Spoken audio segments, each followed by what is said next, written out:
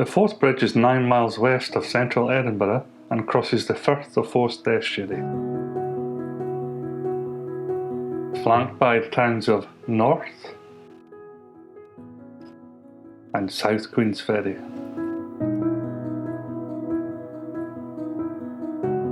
The bridge was opened in 1890.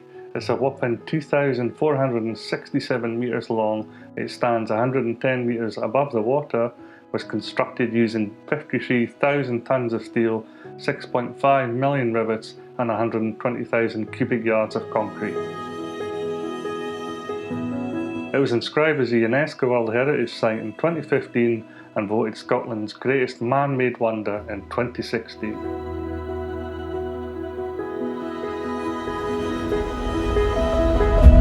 Over 200 trains a day use the bridge.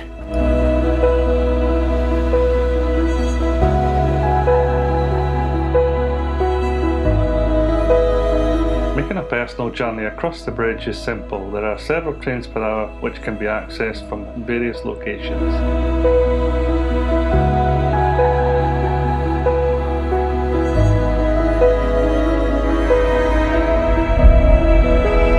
If you're in Edinburgh, just jump on a train at Waverley Station and get off at North Queensferry. But if you're already in the vicinity, you can get a train from North Queensferry to Dalmeny, which is the shortest possible crossing. This is a priory church, originally established as a Carmelite friary in 1330. It's now used as an Episcopal church and is the only medieval Carmelite church still in use in the British Isles. No matter which way you look, the bridge dominates the town of South Queensferry. The Rocco Pier is an excellent place for dining. You get some really fantastic views over the bay, right out to the bridge. It's absolutely spectacular. As you see in the dining area there, it's a huge picture window and you could look right out to the bridge. Fantastic for lunch and dinner here. And it's also got accommodation. This is the Rocco Pier.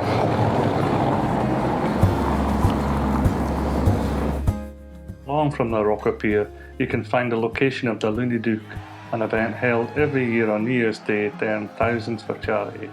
What started off as a small event has now expanded to thousands of revellers plunging themselves into the freezing estuary. The cask ales are your thing, the Ferry Tap's an excellent venue. The high street's quite small, but there are a number of small boutique shops and restaurants.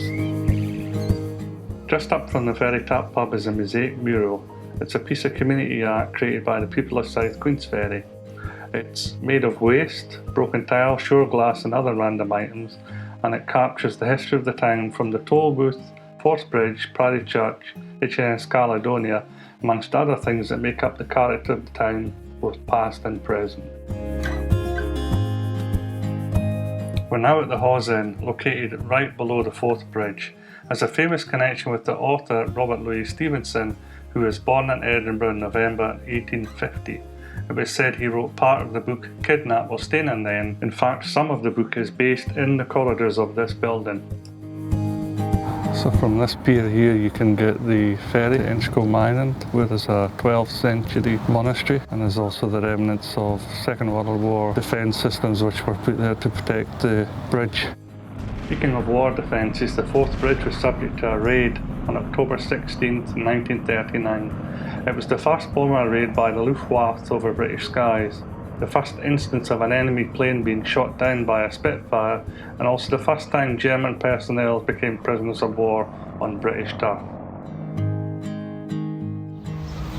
Okay, so we've got an example of a Stevenson's light tower here in North Queensferry. It's the smallest operational lighthouse in the world.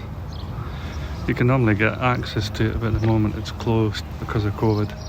It's too small an area to open up. But what they're saying here is you can scan this QR code and you can see a live view of the webcam from the top. It's one of the attractions that you can see in North Queensferry.